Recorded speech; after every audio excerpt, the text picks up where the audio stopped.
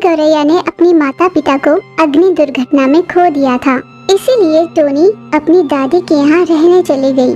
Tony की दादी उससे खूब काम करवाती और उसे बहुत मारा करती थी। टोनी ये सब बर्दाश्त नहीं कर पाती थी।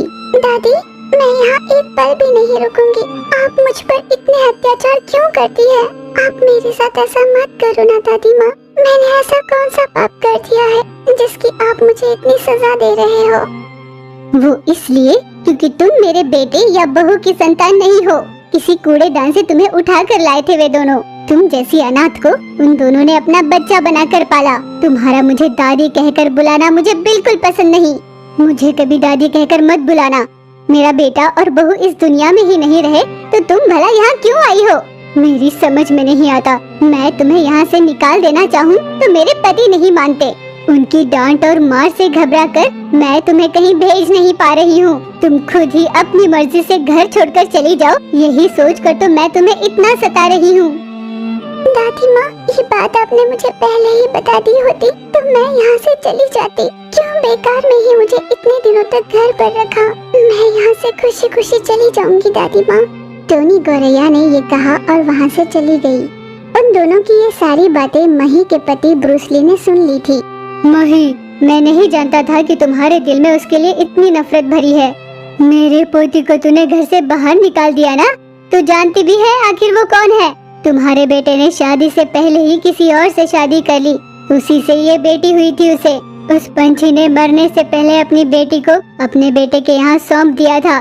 बिना ये सारी बातें जाने तुमने उसकी दूसरी शादी कर दी। वो शादी करने से मना कर रहा था तो अपनी जान दे देने की धमकी देकर उसकी जबरदस्ती शादी की।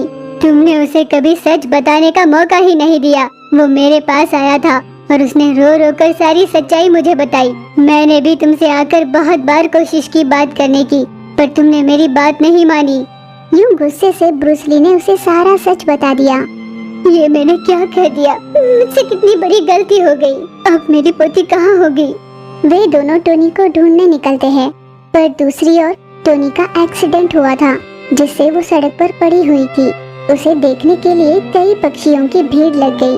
टोनी को ढूंढने निकली दादी वहाँ पर पहुँची। ये क्या हुआ? मेरी पोती। टोनी को तुरंत अस्पताल ले जाया गया, पर रास्ते में ही उसकी मौत हो चुकी थी। हे भगवान, मेरी पोती की मौत की वजह मैं ही हूँ। ये सब मेरी वजह से हुआ है। मही जोर जोर से रोने लगी। टोनी की मौत की वजह वो खुद ही को सोचकर अपने आप में ही घुटती जा रही थी। वो पागल हो चुकी थी। किसी भी नन्हे पंछी को देखती तो कहती, तुम मेरी पोती हो ना?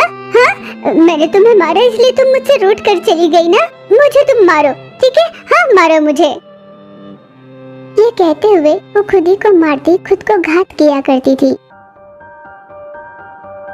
मही, चलो अपने घर चलते हैं। ये सब क्या कर रही हो तुम? चलो अपने घर चलते हैं, जल्दी चलो। उसके लाख कहने पर भी मही घर पर नहीं गई। आते जाते नन्हे पक्षियों से वो ऐसे ही बर्ताव करने लगती, खुद को नुकसान पहुंचाती। आसपास में रहने वाले सभी पक्षी उससे डर रहे थे।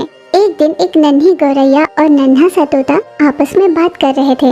ये बुढ़िया हमेशा हमें सताती और डराती रहती है, क्यों ना हम इसे मार डाले? ऐसा तय कर उन दोनों ने पत्थर उठाए और मही चील पर फेंकने लगे। मही ये देखकर खुश होने लगी। तुम मेरी पोती हो ना? मुझे मारना चाहती हो? हाँ, मारो मारो, मुझे मार डालो। ये कहते हुए जोर जोर से हंसती तो अचानक रो पड़ती थी। उन पक्षियों के फेंके हुए पत्थर में एक पत्थर उसके सर पर लग गया, जिससे चील की मौत हो गई। अपनी पत्नी को ढूंढता हुआ निकला ब्रूस ली उसे देख लेता है। कौन है जिसने मेरी पत्नी को मार डाला? कौन है जिसने मुझे अकेला कर दिया? यूं वो जोर जोर से रोने लगा। उसके बाद अंतिम संस्कार की विधि पूरी हुई। ये सब तुम्हारी वजह से ही हुआ है। पहले अपने बेटे की जबरदस्ती शादी कर दी, उसकी बेटी का ठीक से ध्यान नहीं रखा। उसके चले जाने पर उसके लिए रोई और अब पागल बनकर गैरों के हाथों अपनी मौत पाली। उसकी आवाज सुनकर उस स्मशान घाट की रखवाली करने वाली चीचू कौवा वहाँ पर आई। आप चिंता मत कीजिए, आपकी पत्नी की आत्मा को शांति मिल जाएगी। उसने अपनी की हुई गलती को मान लिया और खुद ही को सजा भी दी, इसीलिए कह रही हूँ कि उसकी आत्मा को शांति मिल जाएगी। बल्कि यहाँ से खुशी खुशी घर चले जाओ। ये कहने पर मही का पति वहाँ से घर चला जाता है। अपना बेटा, बहू, पत्नी और पोती को खोकर ब्रूस ली हर समय उन्हीं के बारे में सोचते हुए बीमार होने लगा। भगवान, अब मैं किसके लिए जीऊं? अब मेरा कौन है इस दुनिया में? मुझे भी अपने पास बुला लो। कई दिनों तक ब्रूस ली के ना दिखने पर उसके पड़ोस में रहने वाली लूसी कबूतर उससे मिलने गई। ब्रूस ली की हालत देखकर लूसी ने तुरंत डॉक्टर को घर बुलवाया। डॉक्टर ने घर पहुंचकर ब्रूस ली की जांच की। ये कुछ सोचकर अंदर ही अंदर खंसते जा रहे हैं। उन्हें खुलकर सबसे बात करनी चाहिए। आप इनका ख्याल रखिए और इनसे बात करने की कोशिश कीजिए। डॉक्टर के चले जाने के बाद लूसी ब्रूस ली के पास ही रहने लगी। उसका बहुत ध्यान रखा करती, उससे बात करने की कोशिश करती। कुछ ही दिनों में ब्रूस ली की सेहत ठीक हो गई। लूसी कबूतर अपने बच्चों को ब्रूस ली के पास भेजकर उनके साथ कुछ समय बिताने के लिए कहा करती।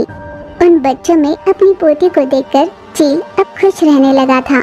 यूं खुश होकर उसने आखिरी सांस ली। लूसी कबूतर ये सोचकर खुश थी कि कम से कम उन्होंने आखिरी पल खुशी से बिताए। लूसी ने भगवान से प्रार्थना की कि ब्रूस ली की आत्मा को शांति मिले। किसी एक की गलती से पूरा परिवार खत्म हो जाता है। ये कहानी उसी बात का उदाहरण है। टोनी विवाह के बाद अपने ससुराल में खुशहाल जीवन बिता रही थी। टोनी के ससुराल वालों की कपड़े और गहनों की दुकानें थी। टोनी के पति, सास और ससुर जी उसे चलाया करते थे। कभी कभी टोनी भी शॉप जाया करती थी। इस तरह उसका जीवन खुशहाली से चल रहा था। फिर पता चला कि टोनी पेट से है। उसके ससुराल वालों ने उसका बहुत ध्यान रखना शुरू किया। सास, ससुर और पति उससे हमेशा कहा करते, बेटा लड़के को ही जन्म देना, तभी अपना वंश आगे बढ़ेगा। लड़की हुई तो समझो वंश वही खत्म हो जाएगा। सासू माँ, ये अपने हाथ में थोड़ी होता है। भगवान हमें जो देना चाहे उसे हमें स्वीकारना चाहिए। हाँ, बस मेरे मन में बात थी तो बता दिया मैंने। कुछ महीने यूं ही बीते। टोनी को प्रसव वेदनाएं शुरू हुई। उसके सास ससुर तुरंत उसे अस्पताल ले गए, जहाँ पर छोटू तोता डॉक्टर थी। कुछ देर तक वेदनाओं को सहने के बाद टोनी ने एक रुष्ट पुष्ट बच्चे को जन्म दिया। छोटू डॉक्टर ने बाहर खड़े उसके सास ससुर से जाकर कहा, कांग्रेचुलेशंस, आपके घर बेटी ने जन्म लिया है। अब आपके परिवार में हमेशा रौनक बनी रहेगी। डॉक्टर से ये बात जानकर सास ससुर बहुत नाराज हुए। आखिर वही हुआ जो हम नहीं चाहते थे, पर हम इस बच्चे को किसी तरह गायब कर देंगे, वरना हमारे लिए ये सही नहीं होगा।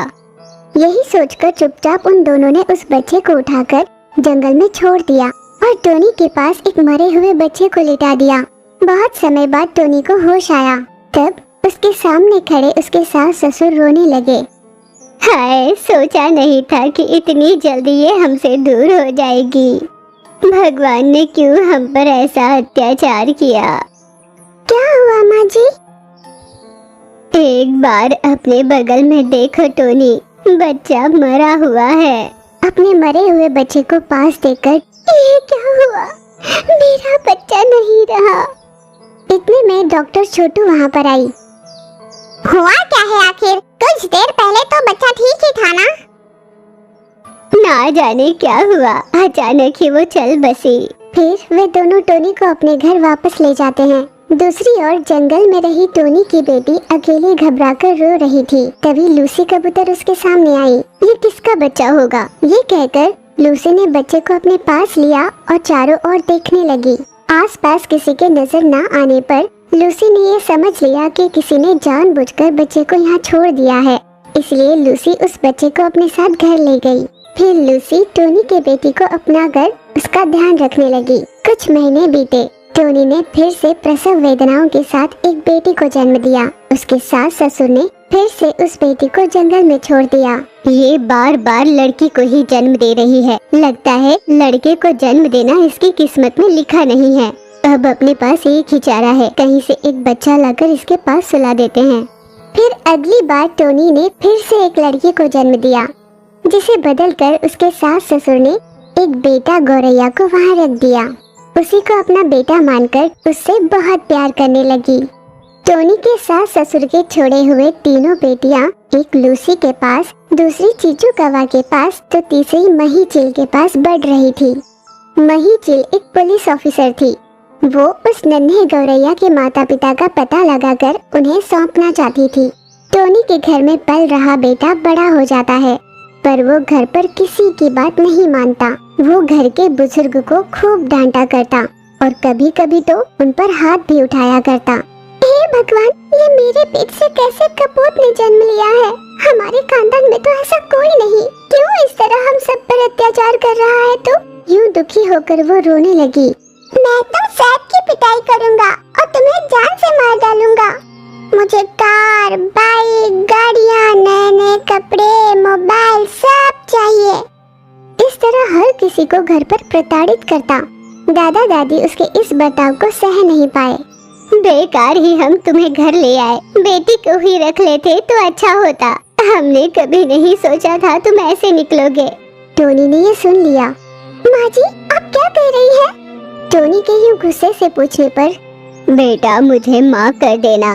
फिर टोनी की सास ने उसे सब सच बता दिया। टोनी ने उन्हें डांट कर कहा कि उन्होंने बहुत बड़ी गलती की है। फिर अपने सास ससुर के खिलाफ केस करने के लिए वो पुलिस मही चिल के पास गई।